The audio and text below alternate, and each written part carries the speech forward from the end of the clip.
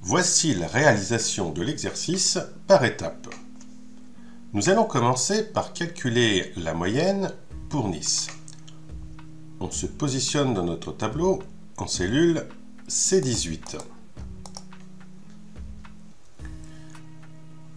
Puis, nous allons activer sur le ruban Accueil la commande Somme automatique, mais plus précisément le petit bouton en forme de flèche qui se trouve à sa droite. C'est une liste déroulante. Elle permet d'obtenir d'autres fonctions statistiques.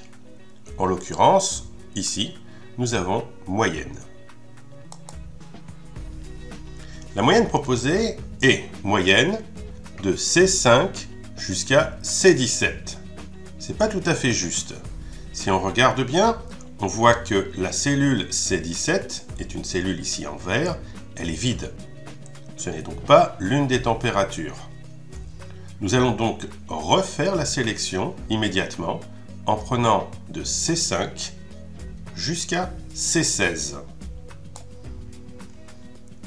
Nous vérifions la fonction, oui, moyenne de C5, C16. On valide en cliquant sur la coche dans la barre de formule. Le résultat est donné avec 6 décimales. C'est un peu trop. Nous allons donc réduire le nombre de décimales à 2. Pour cela, on va utiliser le bouton du groupe Nombre qui permet de réduire les décimales. Et on va cliquer 4 fois. 1, 2, 3, 4. Nous avons donc 16,42. Maintenant, nous pouvons prendre la poignée qui est en bas à droite de la cellule et tirer vers la droite pour recopier la formule. Nous allons maintenant calculer les valeurs les plus basses dans les températures. On se positionne en cellule C19. On retourne sur le ruban sur Somme automatique, toujours la petite flèche sur le côté, et on sélectionne Mine. Excel nous propose de faire le calcul de mine C18. Là, c'est totalement faux. Il a pris uniquement la valeur positionnée au-dessus. Donc, on va remontrer à Excel la bonne zone de cellule. Je clique en C5 et je descends jusqu'en C16. Je relâche, je vérifie, mine C5, C16. C'est juste. Je valide avec la coche. Je vais mettre 2 décimales à ma valeur. Donc pour cela, je vais utiliser les 2 boutons qui sont sur le groupe Nombre. Je clique d'abord sur celui qui rajoute les décimales. Il en met un peu trop. Je réduis. Et je le fixe à 2 décimales. Une fois que c'est fait, je peux prendre la poignée et tirer vers la droite. Refaisons encore cette manipulation avec cette fois-ci les maximums, donc avoir les plus hautes températures. Je clique en C20, je retourne sur le ruban, j'ouvre la petite liste déroulante à côté de la somme automatique, je sélectionne Max, je vérifie la formule proposée, donc max C18, C19, c'est faux, il a pris juste les 2 valeurs au-dessus qui n'ont rien à voir avec mon besoin. Donc je montre à Excel qu'il me faut de C5 jusqu'à C16. Je vérifie, max C5, C16. Je valide avec la coche.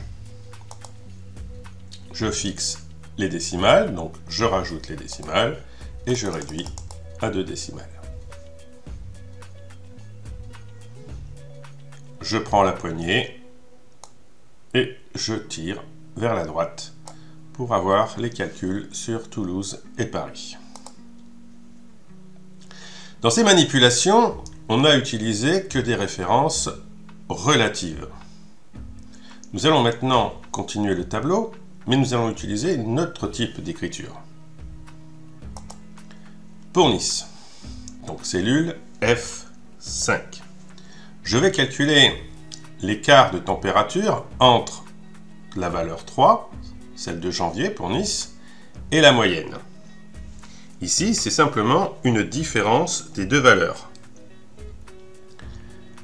Égale, on clique sur la valeur 3, donc c'est-à-dire C5, moins, et on va cliquer sur la moyenne, qui est donc en C18. On se pose un instant pour réfléchir. Plus tard, nous allons recopier la formule vers le bas. Donc il faut donc que la valeur mensuelle change à chacune des lignes. Donc C5 va devenir C6, C7, C8 et ainsi de suite. Donc C5, c'est bien du relatif. C18.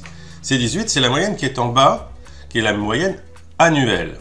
Quand on va recopier vers le bas, cette moyenne ne bougera pas, restera toujours en C18. On dit qu'elle est fixée, figée. On la met en absolu. Mais là, il y a une petite astuce. C'est que par la suite, on va recopier la formule également sur Toulouse et Paris. Ça veut donc dire que l'on va changer de colonne, mais on ne doit pas changer de ligne. C'est donc la ligne 18 qui doit être fixée et non la cellule C18. Il faut se laisser la liberté d'utiliser les cellules D18 puis E18. Pour cela, nous allons corriger la formule avant de la valider en mettant tout simplement un signe dollar juste devant le 18 dans la barre de formule. La bonne formule est donc C5 moins C $18. Je valide en cliquant sur la coche. J'ai le résultat. Je tire la poignée vers le bas. J'ai donc tous les résultats de Nice pour l'ensemble des mois. Je garde la sélection des 12 cellules bien sélectionnées ici. Je prends la poignée qui est tout en bas et je tire la poignée vers la droite pour venir sur Toulouse et Paris. Je relâche et ma formule s'est étendue sur l'ensemble des mois et l'ensemble des différentes villes qui ont servi de test à ces températures.